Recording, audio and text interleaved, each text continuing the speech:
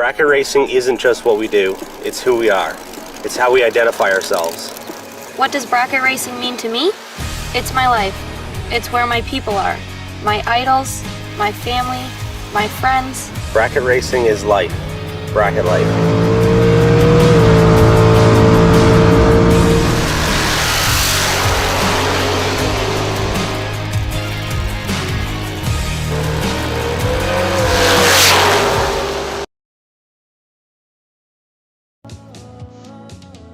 We're having a mess tonight.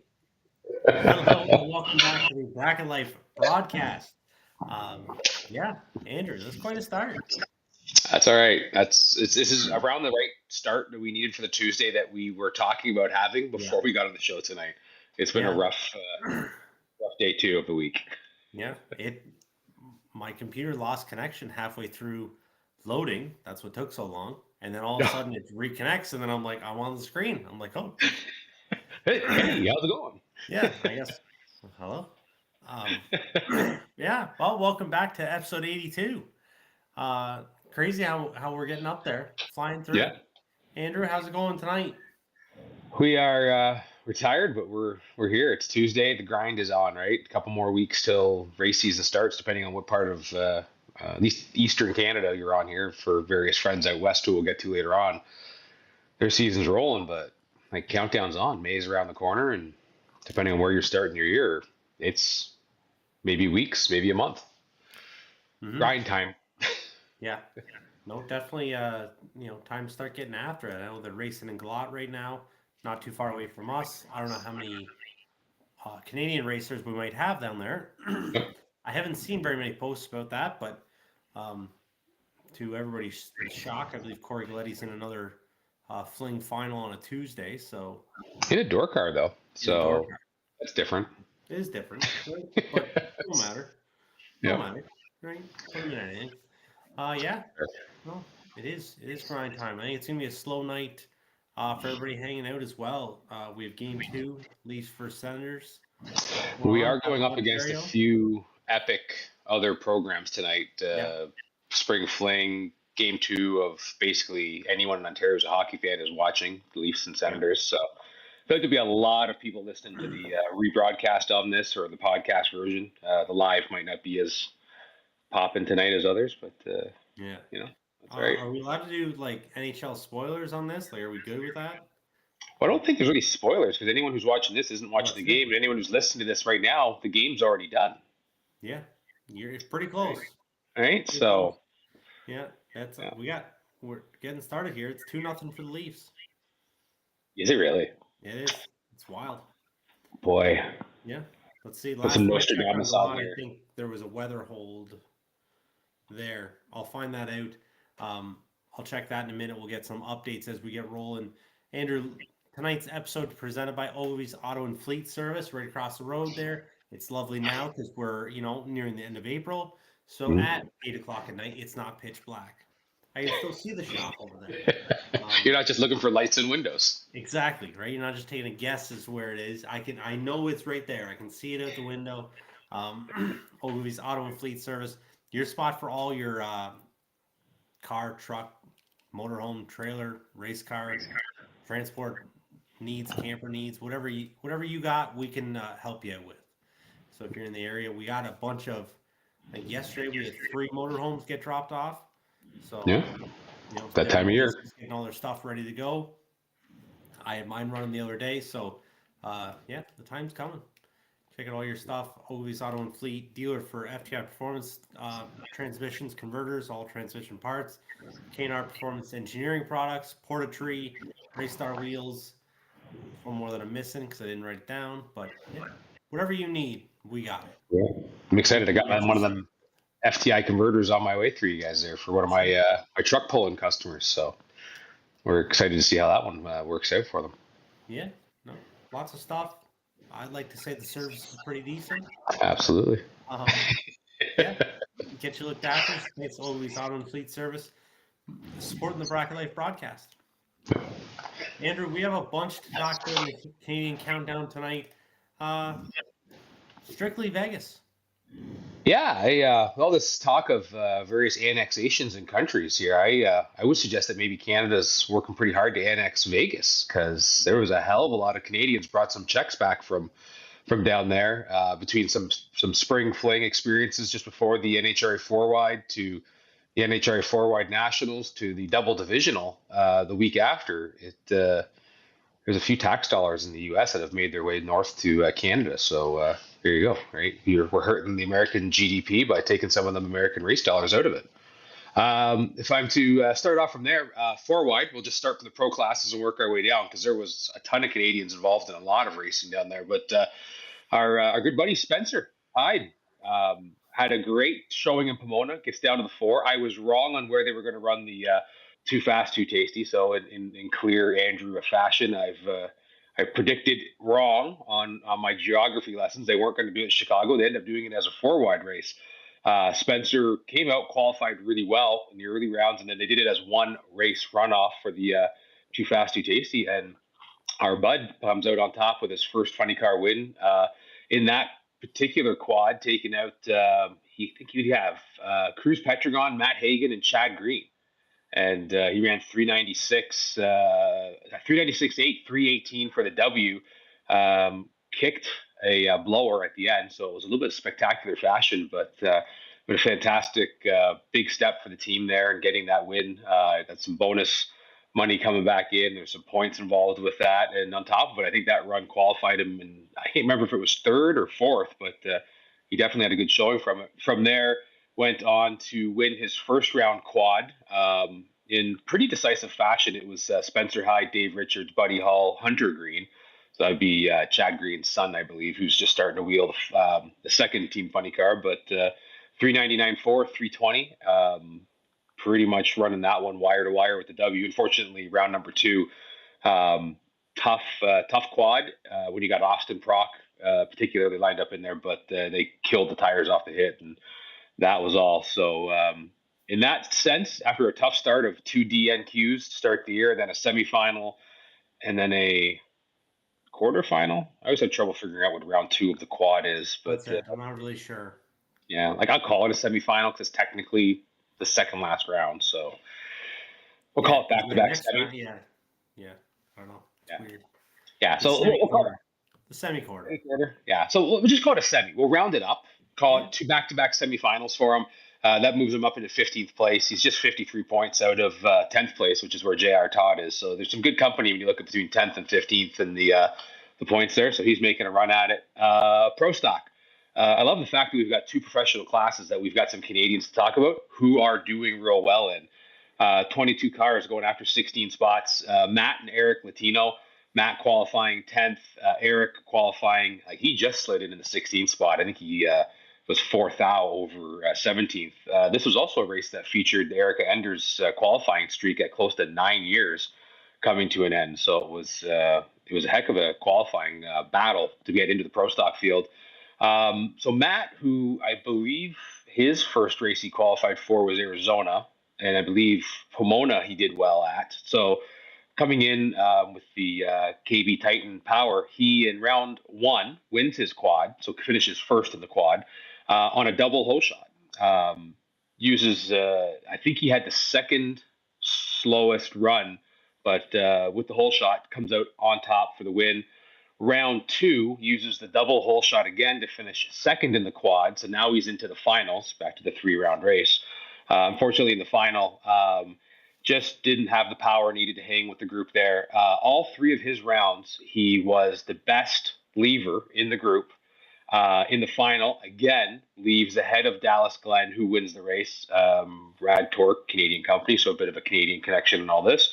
Matt Hartford, Greg Anderson, Matt Latino. Latino is 18, Dallas Glenn 30, Greg Anderson 21, Matt Hartford 49, but 669.9 just can't get it done to get ahead of the 664.9, 663.8, and 677. So it's 677. So anyway, great showing for the Tino. Points wise, that actually puts him into 10th place in pro stock. So we've got a couple guys hanging out around the top 10 from the standpoint of the countdown. Some implications. I know it's early in the year, a lot of racing left till we get to Indy where double points kicks in, and everyone's jockeying for position, but still cool to talk about early in the year. It is neat for sure. It's cool watching, and then, Yeah. like I said, cheering for Canadians that are Yeah. there, right? Adds a little bit more of a, little luster to it. That's the thing, right? And they're hanging with the group, right? There's certainly been lots of Canadians who've done well, who've been competitive, but to have a group right now that can hang with the upper echelon, really cool. Taking nothing away from the rest of the groups, because as I was looking at this, Dan Mercier is actually sitting 15th in the World Championship points for top fuel dragster. Little further behind 10th than Spencer Hyde is, but nonetheless, he is within a shot of 10th place. So if someone wants to sponsor Dan Mercier to get on the road, he's still got championship eligibility. So nonetheless, from there we'll jump into top alcohol dragster. This is shaping up to be another one of those years where Sean Cowie early on is putting himself in position to be at least in contention. So he, as a defending world champion, and the world championship shirts came out. I don't know if you saw those on social media, but they've got limited edition Sean Cowie world champion shirts. Really thought about buying one because I can't imagine there's too many of those floating around, but certainly made his presence known. Takes low qualifier, low ET of the whole race at 5:23.3, still running the blown alcohol combination in a world full of injected nitro cars. Top speed at 276, and takes out a very stout group of top alcohol dragsters to win it in the final, going 5:27 in the final, 83 light. Just paced the final round field, which featured Matt Cummings, Mitch Myers, and Joey Severance. Joey Severance used to own this race for many, many, many years. Currently still has some luck in Vegas. But we're not done. We'll keep rolling. Superstock. Rich McKenney, Richmond, BC, 96 Camaro, GT and automatic car. He was hanging. He was there on Sunday, getting down to the final four semifinals. Had to take out some great racers in Jimmy DeFrank, which is a West Coast legendary racer. John Coughlin, Jigs, infamy. So anyone with the last name Coughlin in any sort of sportsman car is just going to be a deadly combatant. Managed to get through them before getting to the semis and running into, and you can only run into so many of these guys before someone's going to get you, Justin Lamb. Lamb's late, leaving with a 38, goes 890 with a 4 and his 889. Rick getting down there, 1075 dial in, so he's a full 2 seconds slower. That is a big challenge on that, being that hard getting chased. He leaves 10, breaks it out by 6 thou for the loss. Justin goes on to lose in the finals, but Rick certainly going well. Ken Mostowich, Super Gas. Kenny typically running in Super Gas, Super Comp, usually with stuff that's all fast enough to run top sportsman, but forget that. That's no fun. Put a throttle stop on it and be fast in the 90 categories. He took his 2015 vet. Took out racers, some great West Coast hitters. Ed Open, anyone who follows Super Gas from the West Coast sees Ed Open all the time. He typically runs top sportsman, Super Gas. Wicked staging battle. Happened to catch that one while watching it at home, just right place, right time.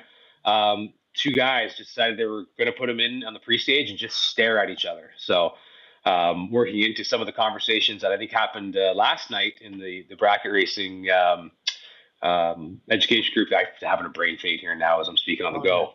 BR 101. BR 101. There it is. I apologize on that one.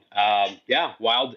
Ed Open finally caved and went in. Mostowich followed them in and then nailed him to the tree on his way through. Also beats Brad Pierce en route to his final round matchup. He lets go 20, 10:05 index, altitude corrected track, lands it down there on a 10:06 to put a 30 pack together.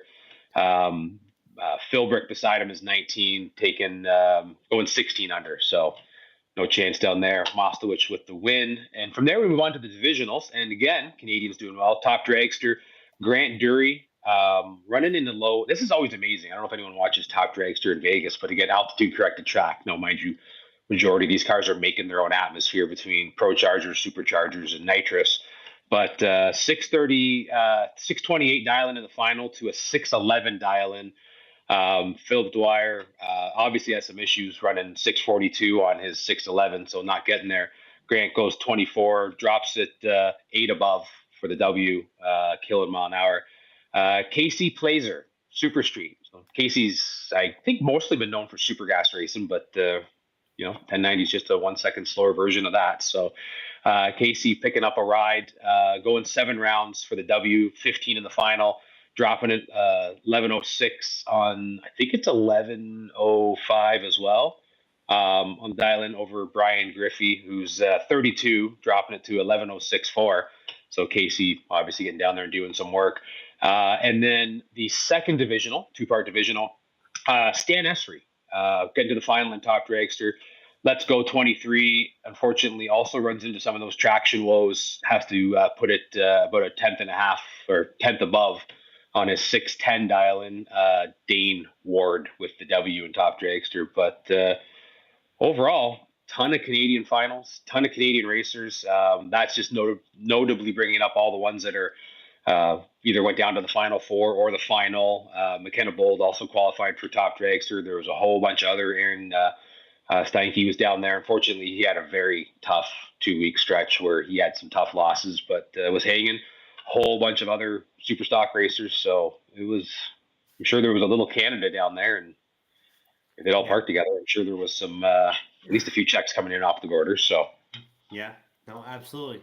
It was cool to watch. I watched a bit of the divisionals, and like we talked about Top Dragster, right? Top Dragster is so much fun to watch. When I was watching Stan Esri, I think it was the final qualifying round. I think I watched, and then I see Stan, and I'm like, oh yeah, that's cool. We'll watch this. Stan goes out, and lays like a 6:10 with a 7 on, and like, right, that's the fastest you can go in Top Dragster. And obviously that's what he was dialed in the final. Like he's flying. yeah. And doing really well. There's a few finals, at least like within one calendar year, that he's been in these divisionals or nationals. So cool to see. It's a lot of fun to watch and follow along. So and like I said, awesome to cheer for guys that we know, guys that we've talked to, or guys that we've seen, and Canadian winners. Absolutely. Yeah. So hopefully this keeps up. Next stop on the tour. Where do they head next? I had that down here and I've forgotten now. Can't remember if it's a small breaker. Oh, Charlotte 4-wide, which has typically drawn quite a few Canadians. Usually there's a lot of our East Coast friends. That's if they don't start in the Gators, they'll make their way down. Almost always the top alcohol crews from out this way make their way down to Jeff Fields of the world and others. Not sure if Javier is going, but yeah, 4-wide there. And Spencer rolling in, the Latinos, and Peyton Racing going to Charlotte as well. Perfect. With Todd driving the Peyton Racing Dragster. So yeah, nice. Cool to see them out, and that'd be yes. Awesome. So yeah, that'd be a good race. That's this upcoming weekend. So yeah, that'd be one of those ones where I wouldn't bet against if they can get it the handle on the tune-up. These 4-wide races, just got to finish second or better. Yeah, that's it. Yeah. Well, Andrew, that's pretty much what we got for Canadian drag racing. Not really much else. I don't think we got a chance. We didn't really cover the Luskville Dragway drivers meeting. That's where I went. Yeah, no, we did. Yeah, we did. Did we? We did. I think we did cover a little bit of it. It's a little bit difficult. I think it's been forever. I've done 700 things since then. So that's kind of the extent of what's happened racing wise in my area. Right, working on some race cars, got some other stuff going, but no huge news or nothing else really different around here. Like I said, obviously Galot. I was trying to see kind of as we were going through the results if I could find someone that was racing there, but nothing. Matt Costable. A bunch of guys are going. Is Matt down there? Matt is down there. Yep. Yeah, with the new Bullet and the new paint shop, new wrap. So it's looking good too. That's absolutely cool. I like that. Like the new scoop that Matt's got on. Yeah. Should be cool. I believe so. Repeat some results, I think, from last year. 2 years ago? 2 years ago. 2 years. 2 years ago was the $50,000 win. Yeah. So it's not that long ago, and he's. It sounds like he had a tough year last year. I think he had much better results coming at him, other than he had some engine woes, lifters, right, and just that is the bane of Motor's existence right now. But he was on kill, just had pieces. So I wouldn't want to bet against them right now, and particularly with some of the weather they've got going. This is one of those races where it's more of a survival race than it's probably going to be anything else. So if he can get through that, and he's certainly shown he can work through the weather type issues, because I think the 50 grander had some that he won, had a few obstacles rolling through it. This is be an event to keep an eye on him, and if there's anyone else down there. No, for sure. So we'll see what happens. I was talking to a few other lads about heading down to Numidia here in a couple weeks for the Jim Harrington race, I believe is what it is. Hmm. The first one is. So that'll be exciting. We'll get some good racing to watch and good Canadian racers to pay attention to. Yep. Andrew, 2 weeks ago, we kind of finished off our last broadcast that we did with discussing the idea of going through some goals you and I might have for 2025. So Yes. I don't have very many personally. Yep. I'm not going out there being specific that I need an average reaction time of this. I'd like my average to be probably my average. I want to say no higher than like 13. Yeah. Yeah. Because that allows for some late ones, and you're gonna have the outliers and whatnot. Yeah. But I think for the most part, even like 13 to 15 should be decent. Yeah. If I was to pick that as a goal, that'd be around where I set it. I think it take a lot of work to really plan that out and track that and be on top of. But maybe that's something I'll do. It's an idea. Yep. I think so. That's a good idea, actually. Something I do actually pretty rigorously. Boy, yeah, English is not my forte tonight. Yeah. But it's been a night of struggle so far, but that's how it is. That's it. Couple of goals that I wrote down as I was thinking about overall, and it sounds simple, right? In a goal layout, I guess. First, I want to win a big check again. It's been 2 years, I think, since I got another big check added. So that's something I'd like to do again, right? I've got a fair amount of them here in the trailer, in the basement, whatever else. But get back in the winner's circle for a larger event. Collect that would be lovely. More of a challenge that I want to do for myself this year. I plan on running Super Comp at the NHRA National Open Series, doing some of that stuff. So obviously a different class.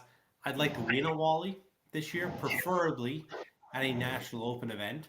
So whether that is a Super Comp deal or I do race Top Dragster as well, there's options for that. I know there's lots of races at Lusk, or not lots, but a few races at Luskville that have Wallies to win as well. So go for those big days. That's what I want to do, right? Like, because usually when there is a Wally on, that means there's a larger prize to go along with it, right? So that's those are my big ones, right? Like I know like I said, it's just simple, easy. Obviously, everybody wants to win every weekend. These are bigger. These are the mental bigger events that I want to knock off, and get my picture taken at the end of it. Yep.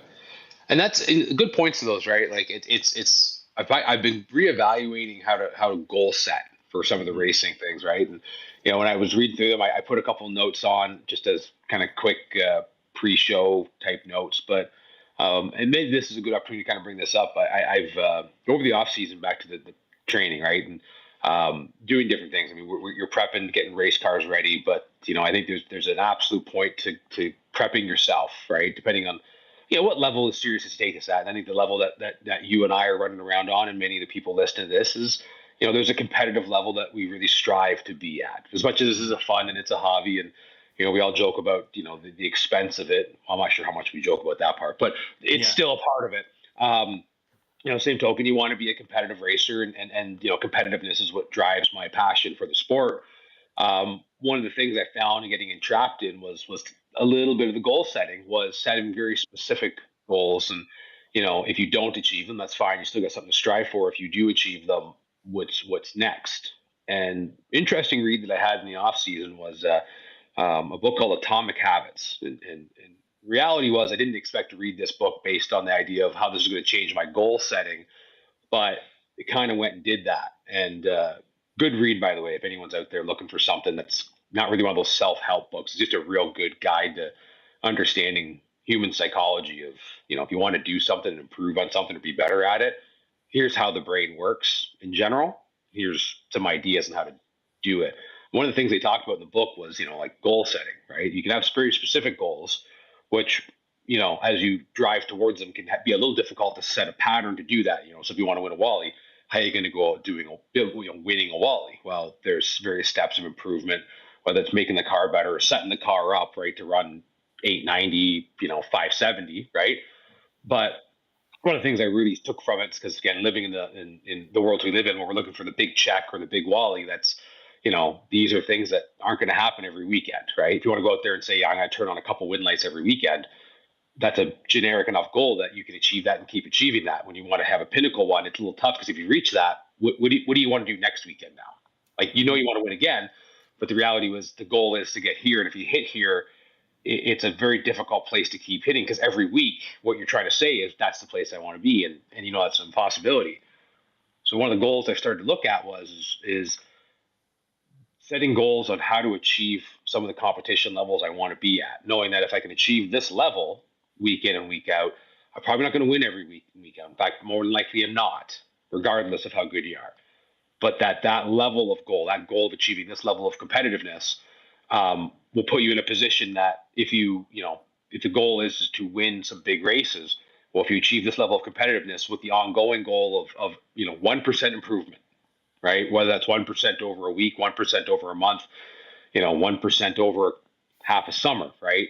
As long as you're improving, you're getting more closer and closer towards it. So some of my goals have really now oriented around, okay, well, how do I find improvement? Where are my improvements? The goal is I want to be better now than I was in September, and I want to be better in June than I was in May. How do we go about doing that? So tracking some of my own performances, right? Putting some good habit training into, reaction time has wildly been one of those things where I've laid my hat on it as place I've done well, and it's been my Achilles heel. And if anyone wants to go back through and watch any of the ACE races, you will clearly see where I've done well in that and got myself down to two entries down to 9 cars, and where I've been down to 9 and someone going, how did you get to 5? Like, what on earth happened there? And then letting go at 5 cars going, why? What happened there? It has certainly been a bit of a crux in my seasons. So the goal is to try to avoid those rounds, right? How do we go about doing that? Where's the crash? Well, the crash ends up being at a certain time of night where all of a sudden, we just run out of steam. So, goal setting, how to get there. And I've been focused a lot more on setting these type things, right? Just not having those rounds. Yeah, maybe at 9 cars or 5 cars, I'm still not winning the round to get to 3 or into the final or for the W. But if I'm not letting go 45, dropping it dead something to still be 40 plus numbers behind, okay, I'm in a competitive race, right? I haven't felt like I've given that one up. So I've been really focused on that type of goal setting, which, I think leads to some more specifics. But I really found when I had a specific goal in mind, what if I achieved it? I kind of had this vacuum. I didn't know what was next because I reached the plateau, right, of what I was looking for, right? And so I found if I broadened that, then if you set the goal setting towards the ongoing improvement, instead of saying I wouldn't want to win one big check, well, I want to set myself up to be consistently a front runner to win big checks. I felt that gave me a better chance of, okay, if I win one, then I have the same program in place to continue going out and doing this versus I win it. Okay, everything I did to get there is great. But what I've done now is I've created this plateau of how do I continue being this great, right? What's the plan and what's the mythology to go ahead and keep doing that, right? So that was kind of something, I worked at. Now, I still have 3 notes on here of 3 things I'd love to do from a specific standpoint, which is kind of get that elusive big money race win. I've been lucky and won a $5,000 at Empire and had quite a few wins around of my end of the woods over the years. Now the national event scene in the IHRA days, what I don't have is one of those $10,000 to win checks. Had a couple of cracks at it in finals and not come back with good results. That would be great to do that. And then the Mustang. I've really been away from the no box side for a while. Had a few people kind of trash talking, the you're a box racer thing. And I'm like, you quickly forget how many no box championships I had just because I switched gears. So I kind of want to take the box out of the Mustang and, put some no box results back on the board that speak for themselves, since I'm apparently no longer remembered as any sort of no box racer. And that kind of Peter Griffin wise grinds my gears. So I hear you. I get it. I like the feel of getting back to it, right? Going back and kind of like that, the little reminder that you throw in. That's how I feel. I want at some point, my idea is that I have, a door car, and you prove that you can win in that, right? I want to win the Super Tour uh, points championship in a door car on the door car side, and then Yep. what I want to do is that I want to win the semi-pro Super Tour championship in that too. So I hear what you're saying, right? Like this is for me. I don't have a door car right at the moment, so tough to do all those things. But like this is a long-term goal of things that I want to do. But I love that idea of kind of going back into it and making a bit of a statement with that. Yes. Yep. Yep. I love the idea. I didn't, your third one you wrote down. I didn't even see this when I did bring up the reaction time from this.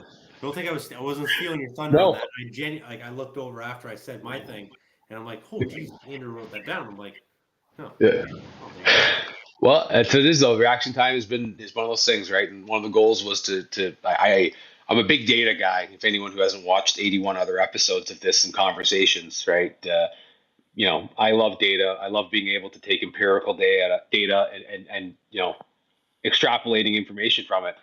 I track the reaction times, and it's a bit of a anomaly, but when I'm looking through it, I can have a great average, but then those outliers, right? And everyone always kind of discounts outliers, but the reality is the outliers usually equate to something significant. And when you have one outlier, there's no more outliers after that because usually you're done, right? Mm-hmm. So I've got a few different ways I kind of, take the average and use it, but also, what are the outliers? Because if you can get the outliers strung in, right? Like outlier being, okay, you're averaging 13 or 14, but you have outliers in that 45 and 75 range. Odds are you're not turning on a lot of win lights with your outlier average. Whereas, and in eliminations, right? Because nobody cares what you do in time trials, right? It's completely irrelevant, right? It's, so, what are the best? Yeah, we're just talking about practice, right? Yeah. So these are the things, right? So like take the outliers and what's the outlier average look like, right? And when you string that in and go, okay, listen, my outliers are in the mid 20s. You know what? If that's coming down from, evidently averaging in the 40s or 50s for those few that you get, okay, now you got to light that. Even when you miss it, you're still kind of in it. You're not out in left field, right? So tracking that sort of stuff, right? And the flinch reds, right? Like 1 red, 2 red, that's fine. You live by the sword, die by the sword. 17 red, 25 red, when you're like, nailed it, it's red. That was 3 red. And you come back and it's 23 red. Okay, different outlier, right? So if you're going to go red, like where do you need to be to not be, the flinchy red, right? Which has happened on occasion, which has come back to me changing just my mechanics of letting go, right? I, over the off season with a lot of practice, found a certain mechanic that was causing that flinch, not flinch, but just I managed to get all of it on top of it, not anticipating. And by changing some of the mechanics, I found, okay, I don't have those outliers. Yeah, when I really got on top of it and I'm set up to be high double O and really grab it to be 1 red, fine. Okay. Not what you want, but like it's not 21 red, which I was getting some of every now and then. So back to, okay, we're going to work on the average RT, what the average outlier red light is and what the average outlier green light is, and try to rein those in to be, I'd love to have the one eliminated. Red lights are immediate loss regardless, but, if I can miss it to a 25 and feel like I missed it to a 25, I will take that as an improvement over 45 going, I had all of that and being 45. Yeah, I hear you. It's tough to calculate your average when you're doing this with red lights, right? I know some people I've seen that track these, if you're too red, then when they're calculating their notes, then they add that 20 to that, right? So that it's weird how they do it, but like right then it becomes like a 22 green light. Yeah. How they kind of, some people track it. I don't like that idea, right? It throws your data off. So you have to really leave those ones out. I like what you said about tracking specifically the red lights. Yep. Or specifically the outliers, right? And when you miss it, right? Because an average doesn't really tell the whole story. Yeah. If you count how many red lights you have throughout the year and figure out what that average of just those is, right? Maybe you make 200 runs a year, right? And say, okay, whatever, 150, 125 of those are elimination rounds, right? Give or take, depending on how many time trials we go. So say 150. Out of that 150, you have 20 red lights, Yep. right? So then you need to calculate that as a percentage of the whole 150 elimination rounds, right? Yeah. That you're going red, but also have the average of that of what's happening. If you had the ability to really track a situation as well, right? And not just, okay, I went red round one because I flinched or we were jacked up or whatever. No, you figure out that 70% of the time that you do have a red light, it's at fourth round or later. Yep. You Yep. know, that'd be a cool way to track that as well. And then do the same information with your outliers or with your late Yep. light, right? Because you're tracking your average reaction time. You can throw in a 45 or something. There's a bird that comes across the back Yeah. or whatever, and you come 115. Somebody just walking by, like, you can't count that in your average. Yeah. Yeah. Right? Like, that just doesn't If you make have sense. enough lights, it either may not affect it overtly, Yeah. right? Again, if you go to 150, hits at the tree, right? Like that count. A 75 light is going to do some damage to the average, but it's really not going to tell the tale. But if, depending on the amount of runs, it might do some damage to the average. All of a sudden, you look at your average and go, "Well, geez, I'm averaging 30." No, you're really averaging like 15. It's just you added 275 lights to a low percentage, and it looks bad. Like you're beating up on yourself from a confidence standpoint. You're actually good. It's just your misses are big misses, but your hits are really good. Work on, if you're going to miss it, don't miss it so bad, right? Like, I know that sounds weird to say that, but I mean, there are mechanisms to understand, like, if you're going to miss it, there are ways to work around that or figure out what you need to bump, like the bump down, right? That is a constant conversation about what should you have for bumping, right? How much should you bump? What do you need to have? Well, reality of the situation was, after doing some of this math, my bump last year was set at 20 because I bumped myself red way too many times with little numbers in there thinking I didn't hit it. And turns out I'd hit it okay. Reality was, when I missed it, and I could get 2 taps in there, but I was missing it by substantial numbers. Yeah.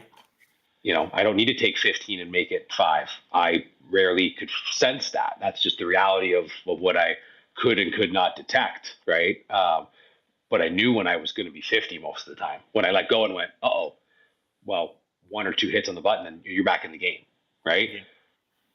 Your outlier becomes 30s and 40s. You don't need to be tapping 20 or 25 or whatever, like if that's the reality of it, you need to dial that number in. Or if it's the other direction, right? Maybe you're having the problems where you're 10 red, unless you've got one of those magical boxes that does the bump up, bump down, which I should have put in the car this year now that I think about it, but more problems to hit a tree with. But if you're going red, you don't need to be bumping down.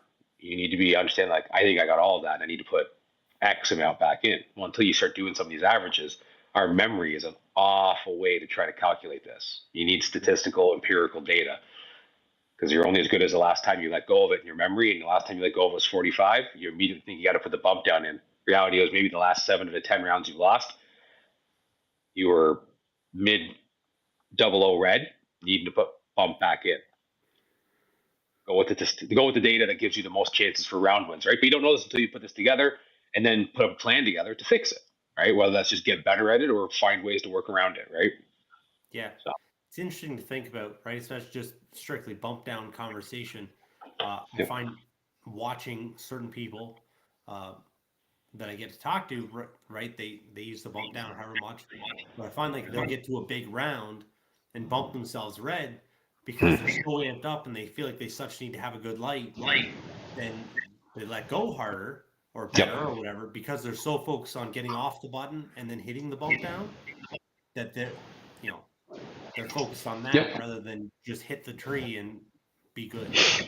Right? Yep. No, I love it. I think something I'll do. Something to figure out, right? Yeah. I'm really gonna be able to start tracking that. I'd like to start tracking like my ET and things like just see trends and whatnot, but that's hard because of all the variables where realistically when you on the tree there are no variables. There shouldn't be, right? Very many, right? We have a delay box, or if you are bottom bulb racing or foot brake racing, right, adjust to whatever that is, right? That's why you have time trials. So Yep. Yep. yeah, I love the idea. I think that's I'll add that down. Okay. That is a goal list, right? Yeah. Yeah. Just to Good. keep track of it and figure out what my average reaction time is. But yeah, obviously getting it better is obviously is gonna work, but I'm not 100% Never sure what hurts. it is right now, so I can't tell you what better is. Yeah. Well, that's the thing, right? Great piece of advice I heard today was about improvement, right? Was on a factory tour of a very large corporation. And they said the first mile of improvement's the easiest. It's every inch of improvement from there that is the absolute hardest. And until you know whether you have to go a mile or an inch, right? And their big thing was they're at 99.4% accuracy on something, right? And 99.5 is going to probably take hundreds of thousands of dollars, but to go from I think it was like 85% to 95 was nothing. Like it was easy to do Yeah. that, Yeah. right? And I looked at that and took that info, and as I look at this conversation tonight we're having, going like, depending on where you are at, whether you're a beginner, where that you're new at this, right?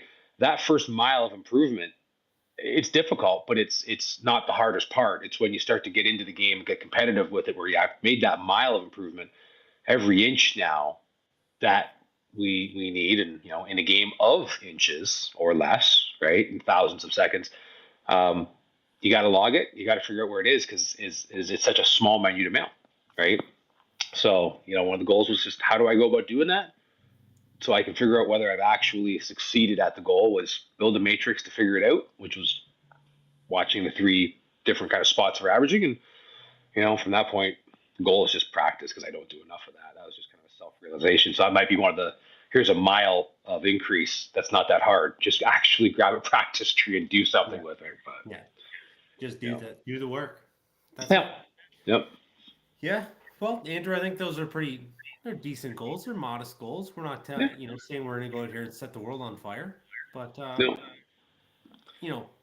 Far enough out there that it's difficult, but Yeah.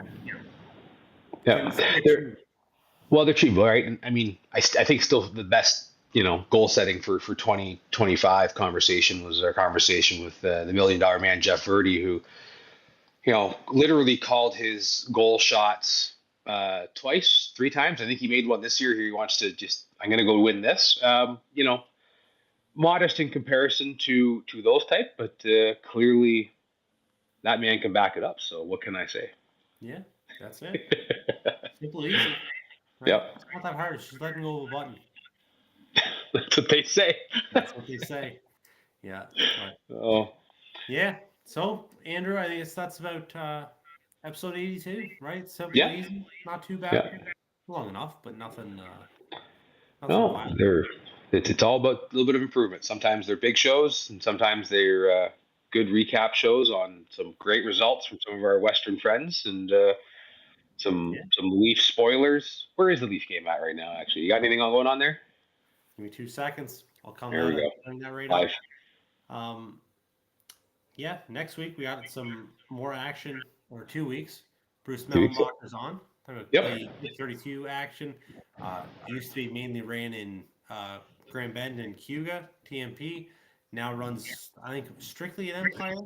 I believe so. Yeah, awesome facility. Yeah. Yeah. So, yeah, good for them. So, big show with Bruce. That'll be really cool. A lot of history there. Type of Quick 32, PMRA, origins of that, and a lot of records that were set in Canadian drag racing during that era of it. Yeah. Mike's got us up here. I just got it on my phone as well. 2-0 Leafs halfway through, or quarter of the way through the second period. So Looking good. yeah. All right.